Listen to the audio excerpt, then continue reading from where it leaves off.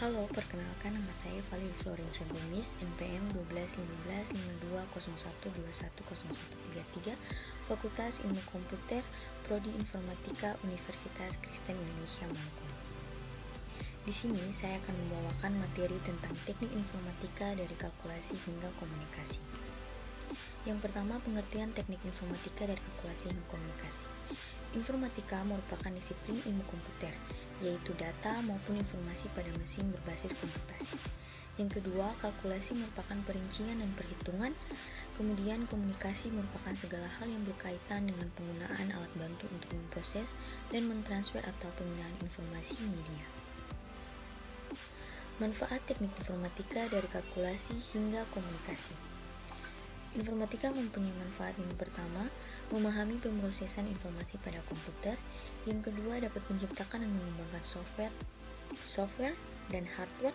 Yang ketiga, peka terhadap perkembangan teknologi dan sebagainya. Kemudian, kalkulasi mempunyai manfaat yang pertama, membuat pengolahan atau pemrosesan data dapat berupa konversi. Yang kedua, dapat memproses mengubah satu masukan atau lebih ke dalam hasil tertentu dengan sejumlah perubahan. Kemudian, komunikasi mempunyai manfaat. Yang pertama, memudahkan akses informasi. Yang kedua, membuat proses komunikasi pembelajaran lebih mudah dan semakin menarik. Yang ketiga, lebih efisien dalam berkomunikasi tanpa terbatas tempat dan dapat menggunakan internet berkomunikasi dimanapun. Hubungan dengan teknologi informasi. Peranan teknologi informasi dan komunikasi untuk meningkatkan mutu pembelajaran. Hubungan tatap muka tetapi juga dilakukan dengan menggunakan media-media. Hal seperti berkembangnya cyber teaching atau pengajaran maya, yaitu proses pengajaran yang dilakukan dengan menggunakan komputer, internet, email, dan sebagainya. Hidup tanpa komputer. Masyarakat dalam era globalisasi mendengar kata hidup tanpa komputer pasti akan menjawab tidak bisa, karena komputer sangat membantu dalam menyelesaikan tugas-tugas, dan dengan adanya komputer sangat mudah untuk mencari informasi-informasi penting. Dengan bergabungnya komputer dan internet di masa ini telah menjadi tangga tinggi untuk perkembangan teknologi di tahun-tahun yang akan datang. Komputer selain sebagai alat yang membantu pekerjaan manusia, juga dapat digunakan untuk memproses atau membuat informasi dengan menggunakan internet. Internet adalah sebuah jaringan komputer raksasa yang menghubungkan jutaan komputer di seluruh dunia. Pemanfaatan internet sudah menjadi kebutuhan informasi dan komunikasi, dan juga banyak informasi-informasi yang bisa kita dapatkan dengan sebuah website, weblog, atau dengan search engine seperti Google atau Yahoo. Semuanya informasi dapat kita peroleh dengan satu klik mouse. Kemudian ada mesin proses informasi, yaitu ada CPU. CPU adalah singkatan dari Central Processing Unit, yang merupakan perangkat keras komputer yang juga disebut dengan unit pengolah pusat atau UPP pada komputer. Fungsi utama CPU adalah melakukan operasi termasuk operasi aritmatika dan logika terhadap data dari memori atau informasi yang dimasukkan melalui perangkat keras seperti papan ketik atau keyboard, pemindai, tuas kontrol, maupun tetikus atau mouse.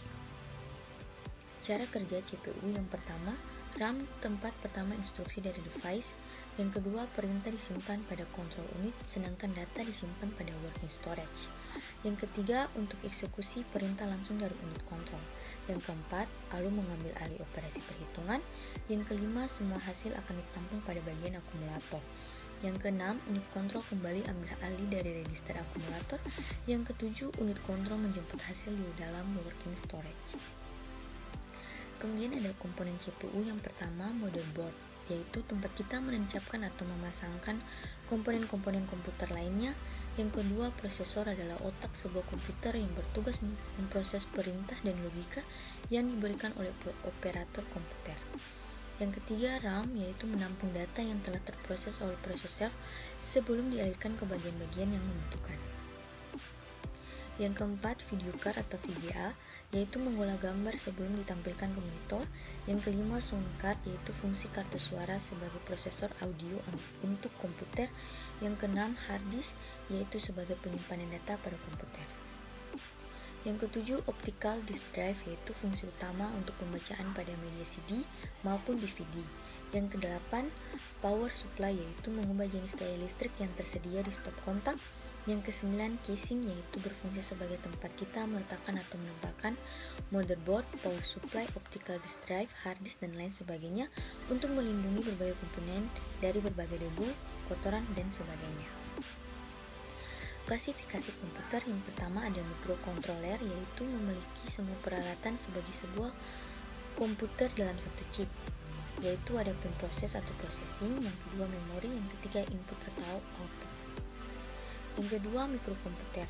Komputer ini khususnya digunakan untuk single user. Yang ketiga ada engineering workstation, yaitu komputer ini digunakan untuk menjalankan aplikasi yang dipakai ahli teknik dalam melakukan perhitungan dan penyelesaian pekerjaannya. Yang keempat, mini komputer. Mini komputer ini biasanya digunakan untuk banyak pemakai atau multi user pada saat yang bersamaan dengan time sharing. Yang kelima, mainframe. Mainframe adalah komputer yang melayani ratusan penggunanya pada saat yang bersamaan. Komputer ini mirip dengan mini komputer, namun penggunaan umumnya untuk data dari suatu divisi atau perusahaan besar. Yang keenam, superkomputer.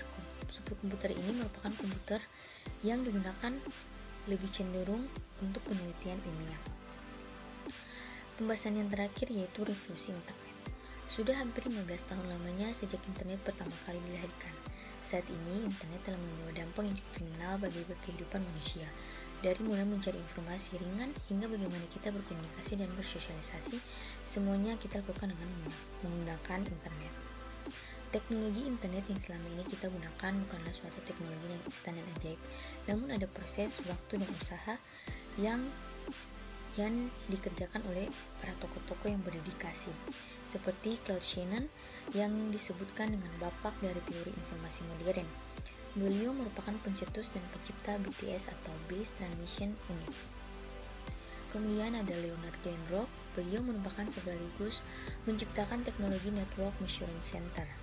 Kemudian ada Lawrence Roberts, beliau merupakan pencetus dunia digital networking atau digital network communication yang dikenal dengan WIAN atau World Area Network. Kemudian ada Robert Kahn, beliau merupakan pencetus sekaligus penemu teknologi network connectivity atau gateway, error discovery, serta desain black box. Kemudian yang terakhir ada Vinton Cerf, beliau merupakan penemu serta pencetus teknologi packet network interconnection. Sekian dari hasil presentasi saya dan terima kasih.